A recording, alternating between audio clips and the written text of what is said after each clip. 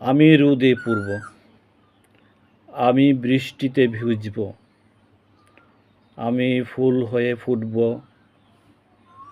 আমি পাখি হয়ে উড়ব, আমি প্রকৃতি হব,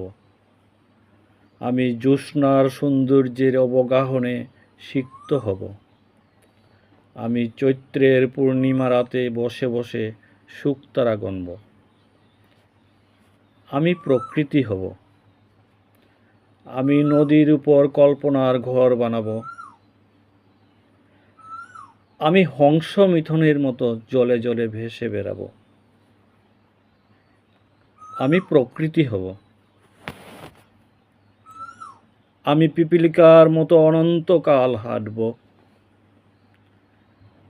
আমি উদাস কবির মতো পথে প্রান্তরে ঘুরব, আমি প্রকৃতি হব।